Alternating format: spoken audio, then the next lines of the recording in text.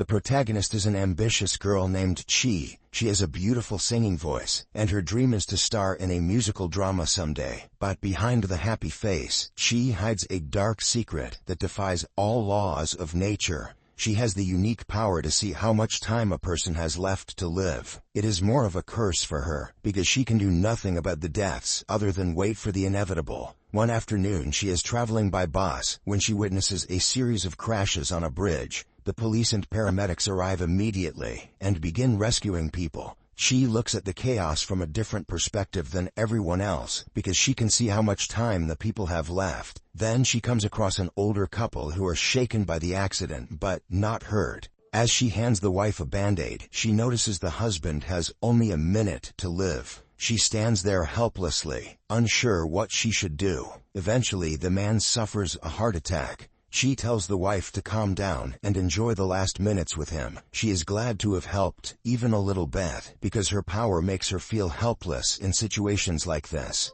After that, it is revealed that she has only 167 days left. Knowing that she will die in a few months, she wants to live her life to the fullest. This is why she auditions for every musical show in the town, hoping to land a role. Sometime later, she visits a woman named Miss O in the hospital. Despite the age difference, they are good friends. Miss O has been dating a man named Mr. Park since yesterday. She notices that he only has 67 days to live, while Miss O still has 2 years. She doesn't react to the info, but feels bad for them.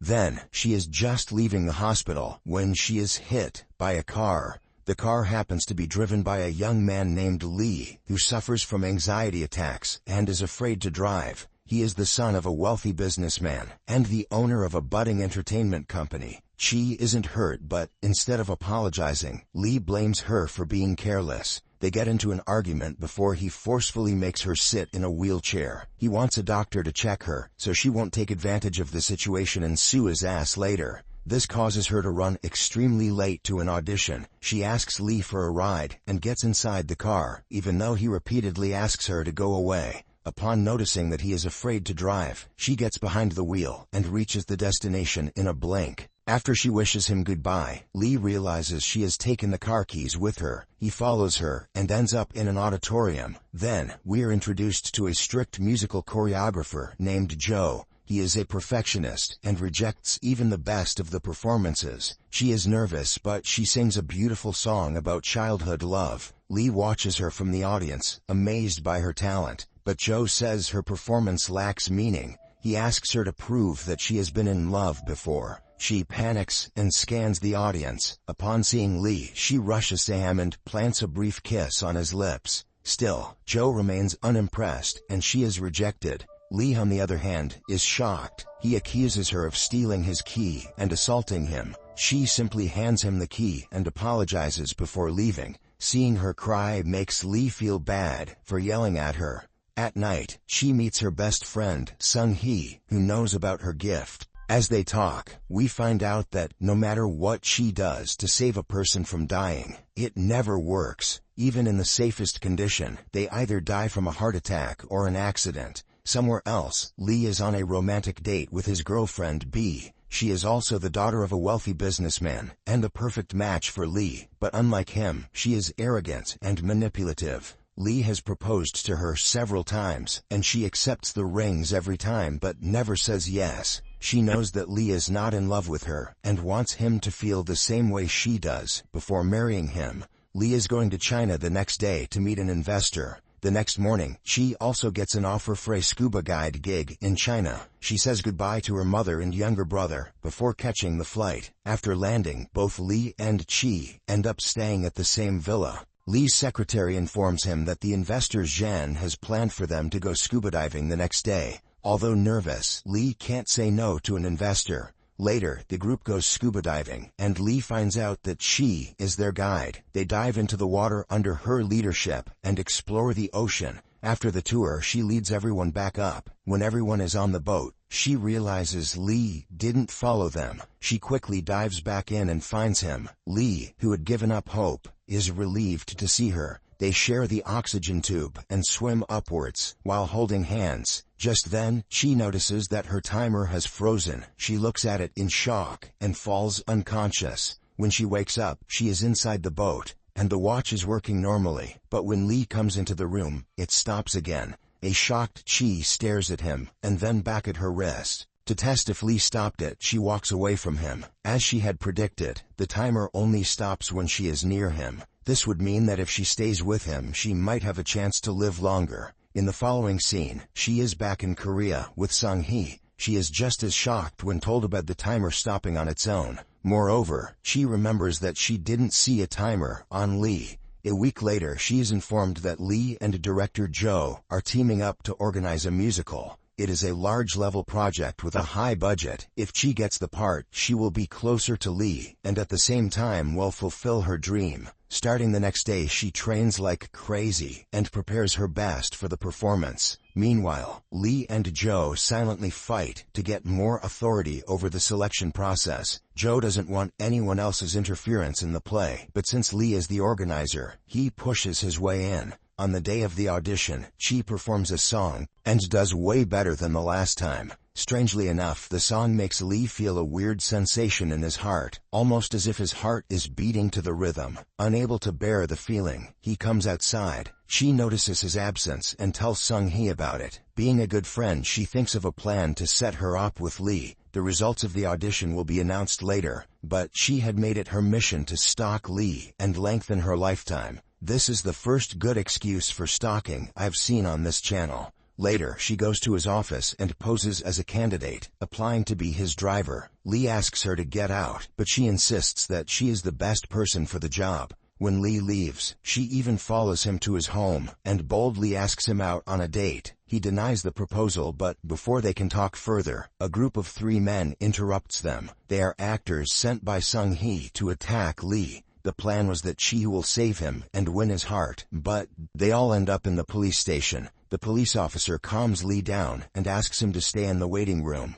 While waiting, Chi dozes off on his shoulder. Lee wants to hate her for it, but he cannot help but feel a warm sensation in his chest. He touches her hand and rationalizes it as him paying her back for saving his life while scuba diving. What they both do not see is that the timer in her arm goes into reverse, lengthening her life instead of shortening it. After that, he and Chi come outside. Initially, she tries to talk to him and he ignores her. But before leaving, he gives her the car keys and asks her to be on time tomorrow. Chi has actually landed the job as his driver, which means she can be with him often and lengthen her lifetime. While driving away, Lee watches her celebrate and smiles. The next morning, he finds out all the background information about her. She was born into a wealthy family, but after her father was imprisoned for money embezzlement, they had to face a huge loss. The family's current living conditions are not ideal, but Chi is ambitious about her future. Then, Lee goes outside and watches her singing happily while waiting for him. He doesn't know it, but just looking at her makes him feel better about everything.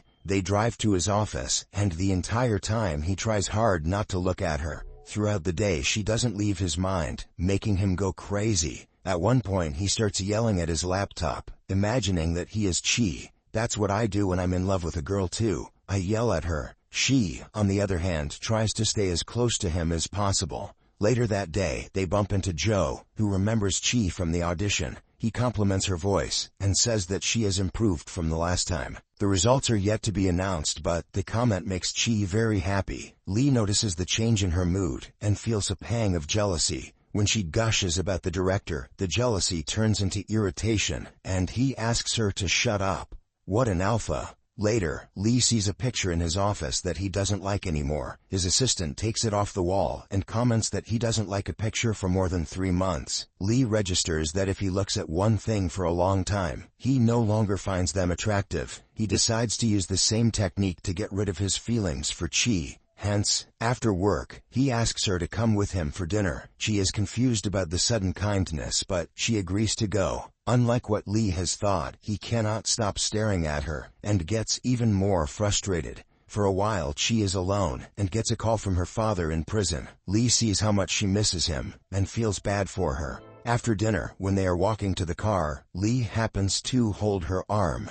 Chi notices the timer going in reverse and is shocked. She doesn't tell Lee about it, but the concept is wild for her, since she had accepted her death a long time ago. Then, Lee brings her to the cinema, saying that he has to get his mind off of things. Chi, as a good employee, follows him behind. While they are watching the movie, Chi wants to make sure that the timer actually stops when she touches him. She unknowingly touches his hand, which gives rise to an awkward interaction. Lee gets so close to her that she feels her cheeks fluster. She looks back at the timer, and as predicted, it has reversed. The following day, she gets an email saying that she hasn't been selected for the musical. She bumps into Joe in the hallways, who says that her voice had emotions but she wasn't able to express them. She is a raw gem, but they are looking for a polished one for this musical. When he starts criticizing her, she snaps back. She calls him a peanut and walks away, leaving both him and the audience baffled. Later that day, Lee and B run into Chi, and B finds out that she is the new driver. She instantly gets her guard up and invites her to dinner with her and Lee. He doesn't want to go with both of them, but Chi doesn't seem to have a problem with it. At the restaurant, they are informed that only 2 in-house seats are reserved, so Chi will have to stay on the terrace and eat alone. Lee asks her to return home because it would seem like they're disrespecting her, but B argues otherwise. She even hands Chi a check to pay for her meal. In the end, Lee and B are eating together, but he cannot stop looking at Chi. She is enjoying her meal, which is surprising to Lee, because to him she was just humiliated. B excuses herself to go to the washroom, and Lee takes the opportunity to go to Chi. He drags her outside the restaurant and asks her how she can be okay, seeing him with another woman.